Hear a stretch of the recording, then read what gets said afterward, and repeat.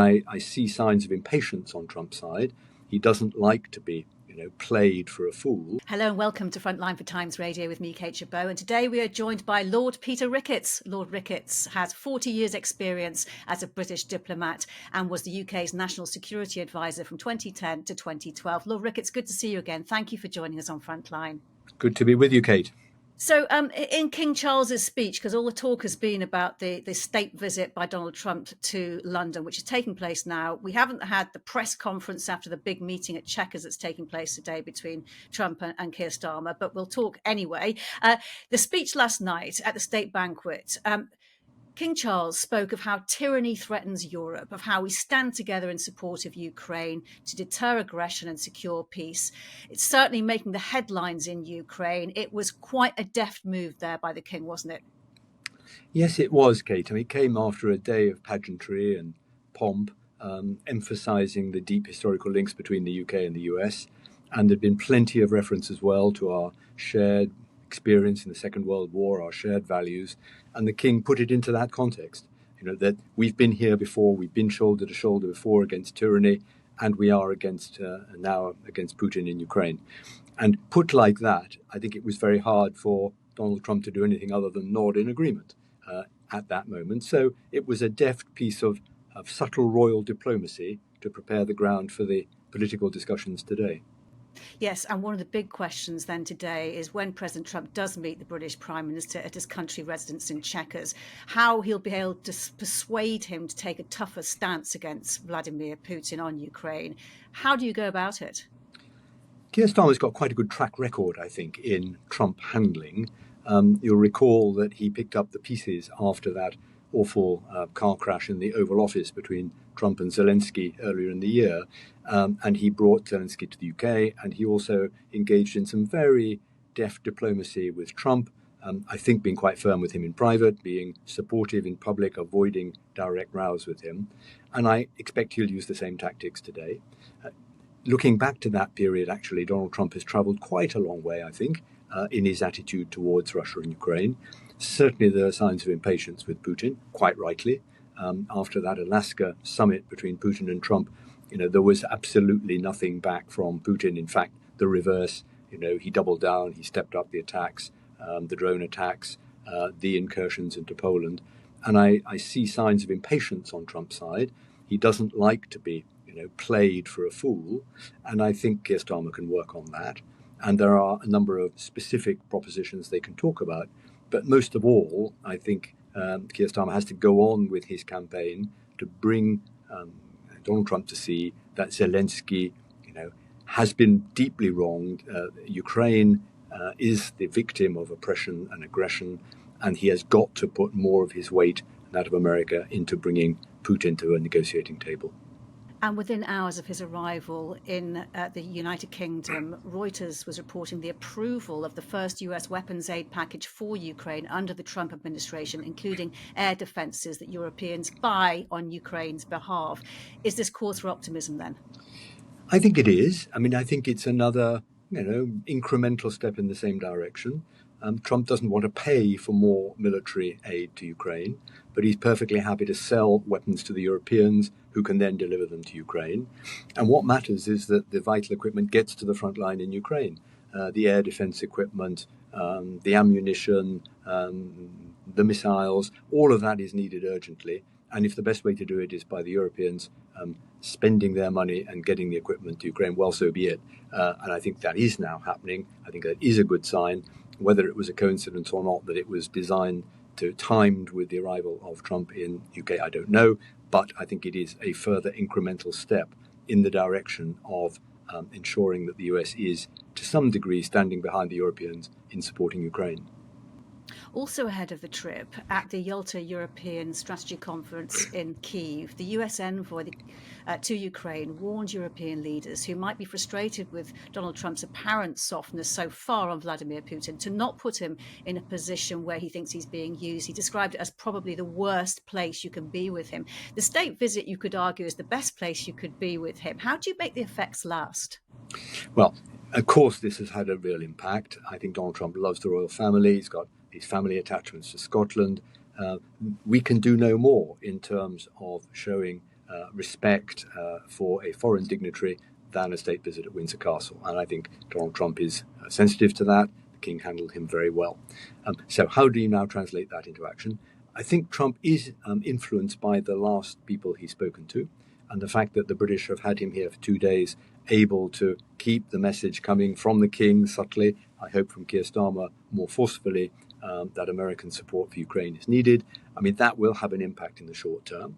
It is always then vulnerable to other siren songs that Trump hears. If he takes a call from Putin on his return to Washington, then some of that may be undone. So I think we need to get that into the summit document that I think will be issued later on this afternoon, and in statements at the press conference that hopefully leave it clear where Trump stands on the issue of continued support for Ukraine and for NATO. Again, his attitude to NATO has moved a lot, especially since his first term, as NATO countries have ramped up their defence spending and made even bigger commitments for the future on that. And he now seems to be more reconciled with the idea of America remaining an active participant in NATO. And of course, we've had the Article 4 of the NATO treaty on consultations invoked by Poland after the incursions of the Russian drones into Poland. And the Americans seem to have played their part as an ally in that process. So all of that is positive. I think Keir Starmer needs to lock down as much of it as possible, either in written text or in what is said at the press conference, before other influences get at Trump on his return to the US. Of course, we are awaiting those results and those statements, and we can't talk about the detail of that, obviously, because we're talking before that right now. But let's talk about sanctions, because President Zelensky has pushed for more clarity on Donald Trump's position on sanctions. What do you believe his position to be? Well, he has moved again a long way. At first, he was not in favor of applying any further sanctions to Russia. He seemed to expect the Europeans to do all the hard work, and the focus was much more on US-Russia bilateral deals of benefit to US companies, of course. I think Trump has cooled significantly on that. He's seen absolutely no real appetite from Putin to move forward in that direction. And so the latest that they've come up with is the idea of applying 100% tariffs to countries which buy Russian oil. And in particular, he's got in his sights India and China. And he says he's prepared to do that if other countries will support him. And the other countries has varied a bit, as I've seen it. Sometimes it's the G7 countries, sometimes it's NATO countries. The problem with saying NATO countries is that, as Trump is very well aware, some of them, like Hungary and Slovakia, are very dependent on Russian oil and gas, and I think will not join a NATO consensus on that. G7 is different. But I think there's a problem over just the idea of trying to treat this by 100% tariffs, which is that the impact of that, if it was implemented, would be to drive up oil prices around the world, and particularly in Europe, because China and India would then come back to the world oil market and up would go the price. And many European countries are still quite dependent either on Russian oil or at least the influence of Russian oil on the price. And of course, one country would benefit from a large spike in the world oil price. That is the exporter of oil, the United States. So I think countries are just a little wary that there may be a bit of US national interest playing here. So I think the trick for British diplomacy in the next few hours, and we'll see what the results comes out, is to kind of harness that intention on the American side, put more pressure on Putin, including further sanctions, in a way that doesn't have an unintended consequence of spiking the oil price in Europe and damaging all our economies. That's quite a tricky thing to pull off. But the impact of sanctions needs to be felt by Russia and not by other countries like European countries. Of course, the counter-cynical argument to all of this, when Donald Trump is saying you go first to whether it be the G7 or Europeans, is that he knows that what he's asking may never be able to be implemented, and therefore it is a way perhaps to delay having to take decisive action himself, and perhaps framing the Europeans to blame for it. Of course, it's always possible to come up with cynical motives when talking about American policy. I don't think we need to conclude that yet. I think we should take him at his word. I mean, he does seem to say that he is prepared to do that. And indeed, I think he has already taken some steps to impose sanctions on India over their purchase of Russian oil. So I think there is a willingness to act there, but I think it needs to be designed. If you remember, going back towards the beginning of sanctions, we imposed I think it was a $60 a barrel cap on the price that Russia could sell its oil, well below the market price, to try and depress Russian earnings while also leaving the international oil market in reasonable shape. And that was a complicated and not entirely comfortable arrangement, because it did continue to give Russia some revenue, but it was a middle way between trying to starve off Russian exports and having the adverse effects on the oil price. Now, maybe that's no longer the right place for a cap to be. Maybe there are other ways of doing it, but going from there to slapping on a huge tariff on the major buyers of Russian oil feels to me like going from one extreme to the other, and therefore I think there has to be a middle way, and let's try and make sure that it's not just a cynical ploy from the Americans, but actually does lead to more pressure on Russia without too much collateral damage. Politico and Bloomberg reported this week the 19th package of EU sanctions against Russia has been delayed. What do you think is going on? I think it's getting more difficult with all the various sanctions packages that have been implemented.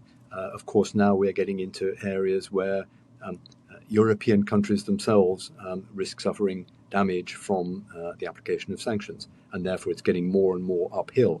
And I think the focus of discussions in the EU is now much more on trying to use those frozen Russian assets, 200 billion euros worth, I think, at least, of assets frozen mostly in Belgium, because that's the center of the Euroclear function. How can those be used to benefit Ukraine?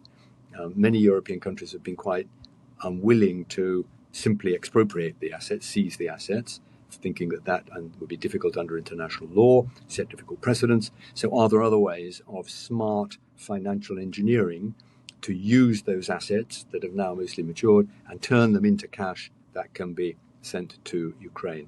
And there are new proposals around. You'd need to talk to a financier to understand them. There is something to do with issuing zero coupon European bonds. However it's done, if it can be agreed at the EU level, I'm sure the British government would rally to that as well.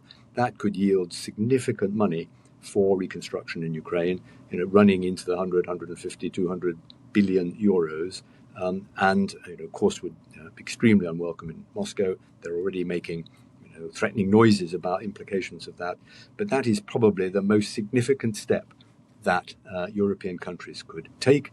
Incremental further sanctions, you can always do more, for example, against the shadow oil fleets and things like that. But I think the cupboard is probably quite bare on what European countries can do beyond energy sanctions, which are difficult for the reasons we've discussed, or these quite draconian, significant financial measures. And it's interesting, isn't it, that you mentioned the noises coming from the Kremlin over the prospect of those frozen Russian assets being used, saying that it would go after any European state that sought to take its assets. And Germany reported this week to be now in favour of using frozen Russian assets to generate further revenue in some way. It does actually feel that we're getting closer to a consensus on this. It does, and I think the arrival of Chancellor Merz has been important here, because Germany is obviously a major player, and if there is German support for it, that will be influential in the EU. Belgium, I think, has always been nervous because it's Belgium bilaterally that holds the assets. They're not held by the EU, and they will want to be sure, I think, of sufficient European solidarity and cover for when they actually take the step themselves. But yes, I think we're moving towards something which is not a straightforward seizure, which has always been difficult, including for France. And if France and Germany are negative about it, it's not going to happen. There will still be the outliers, as I've mentioned, the Hungarians and the Slovakians, to convince of this. Perhaps also the Italians, although Giorgia Meloni has always been pretty robust on issues to do with NATO and Ukraine. So yeah, I'm more hopeful now that step can be taken. It would be a very, very significant step. British governments, both of Conservative and Labour, have been advocating it for some time. I remember Lord Cameron, when he was Foreign Secretary, being very keen to do this. So I don't think there'll be any problem in London. We don't have many of the assets in London, I don't think. But this would probably be the most significant thing we could do. It would also show the Americans, actually, that the Europeans are prepared to take pretty dramatic action and put money where their mouth is in a way that we haven't done before.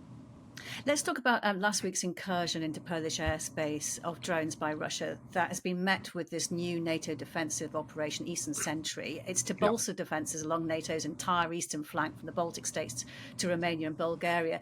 Does this make NATO's resolve clear, as the Secretary General has heralded? It does, as a short-term response, yes. I mean, the fact that other NATO states are prepared to move quickly to redeploy their fighter jets to bolster air defences in a long frontier, from the Baltic states right down to Romania, including Poland, crucially. Yes, that is important. It's not a long-term answer, Kate. I mean, to use billion-dollar aircraft to shoot down $100 drones or $1,000 drones, that's not a long-term proposition. And it can give some support to the countries concerned in the short term. But it really is urgent that European countries invest in this kind of anti-drone technology, the so-called drone wall. And of course, the country with the best expertise on that in the world is Ukraine. And I see that there are a lot of discussions going on now between Ukraine and European manufacturers to get some of this equipment that can spot and deal with drones, which are often not made of metal, so don't show up on radar. I mean, the Ukrainians are getting very smart at this, and I think that smartness needs now to be deployed along the NATO front line. And some of this 150 billion euros of European collective funding for defence, the so-called SAFE fund, I think is going to be channeled into the drone wall as a response to this Russian, clearly was a Russian initiative. It is one more example of the ways in which Russia can get at our countries, can undermine, subvert our countries in pretty cheap ways. We've had the unexplained fires in arms factories. We've had the undersea cables cut. They are past masters at finding relatively cheap ways of really making life very difficult for us. And sending in some cheap Iranian drones to Polish airspace was another of those. And now we have to respond to that.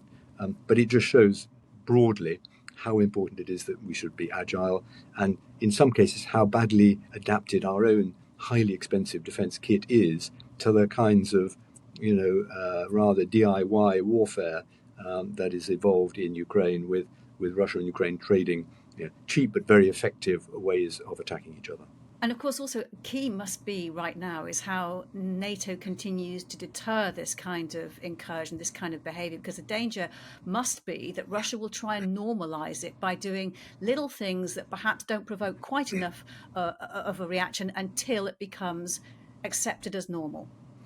That is, of course, the risk, yes. I mean, and as I say, they are past masters at it. Having done this, I think they've done it in Romania as well, having tied up a lot of expensive European fighter jets in the immediate reaction, maybe they will do something else. And I do not think that this is a prelude to a sort of all-out war between NATO and Russia. That's the last thing Putin needs or wants or is ready for. And so I don't think people need to feel alarmed that we are going step by step to, early war. But it is another example of how adept they are at finding ways of throwing us off balance and disrupting us. And there will be others, no doubt.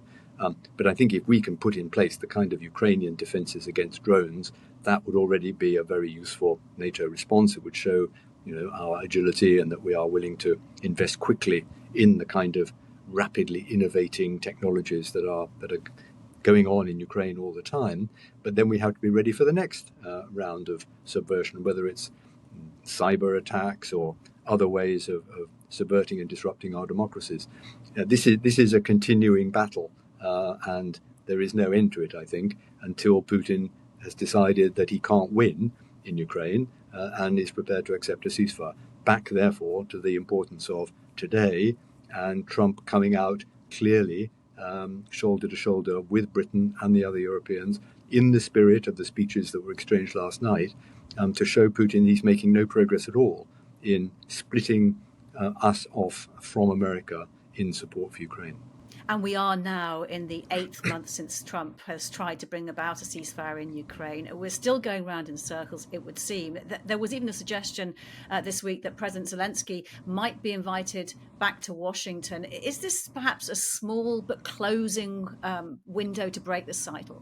Honestly, I've never been persuaded that Putin is in the least serious about a ceasefire.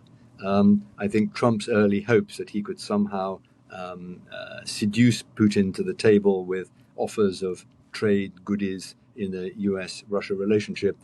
I mean, it was always, shall we say, very ambitious. And honestly, I don't think Putin has ever shown any sign he's interested. He still thinks he's winning on the battlefield. And that is the only way that we're going to get him to the table, is to show him that he's not going to win on the battlefield, that we are going to sustain Ukraine. His losses are not achieving anything that is worth the expenditure of human life. He's not there yet, but I think a show of solidarity with the Americans in the coming months, recognizing, as you say, that Trump has not achieved his early objective, and I think he's coming to realize it's all much more difficult than he thought. That in the end is the best pressure on Putin. And if we don't have that, I don't see how this war ends. I mean, I think it could drag on, perhaps at slightly lower level, for years to come, unless the Americans are prepared to join the Europeans in really upping the pressure. I mean, that's a pretty depressing conclusion, but as we come to the end of another summer of fighting, I don't see that there is any shift in the basic Putin assumption that he can come out of this on top. Okay, and on a just to end, a slightly more positive note, this week the Ukrainian Parliament ratified this 100-year partnership agreement with the UK, which has been signed earlier in the year. It includes cooperation in many sectors, including military, energy, science. How do you continue to successfully communicate the importance of long-term support for a free and sovereign Ukraine when ending the war is proving so elusive? I mean, I'm very much welcome this, because I think one thing that this Putin aggression in Ukraine has done is produce a pro-Western democratic Ukraine for good. I mean, I think there were many problems with Ukraine in the years after the collapse of the Soviet Union, endemic corruption, uncertainty about where their future lay. I think there's absolutely no future now. We have a nationalist, Western-looking Ukraine for good, and one day they will be in NATO. I mean, I'm absolutely no doubt at all about that. Not going to be while the war goes on, but that is the direction of travel. And I think in Ukraine, quite rightly, Britain is given real credit. I think from Boris Johnson onwards, from Crimea 2014, 2015 onwards, the UK has been side by side with Ukraine, more so, frankly, than either the French or the Germans. And so there is a real fund of goodwill, I think, in Ukraine for Britain, and in Britain for Ukraine. I think it's a completely natural partnership. It's cross-partisan in Westminster. So that 100-year treaty, I mean, who knows what will happen even in 10 years, let alone 100, but it's the right direction of travel. And it shows that we are totally committed to having Ukraine one day in NATO, in the EU, as an absolutely core member of the Western camp. And by the way, the country with the most battle-hardened and effective armed forces on our continent. So I think, on a positive note, that's the strategic direction of travel. Putin has failed dramatically so far at the strategic level. He's made NATO larger, with Finland and Sweden joining. He's created a pro-Western Ukraine for good, however he looks at it from his side of the frontier. These are assets that will not now be lost, and we have to capitalize on them and integrate them into our thinking about European security. Lord Peter Ricketts, great to speak to you. Thank you very much. You've been watching Frontline for Times Radio with me, Kate Gerbeau. If you'd like to be the first to get exclusive content, you can sign up for membership with the link below. You can also listen to Times Radio for the latest news or read it on thetimes.com. My thanks to our producer today, Louis Sykes, and to you for watching. Bye for now.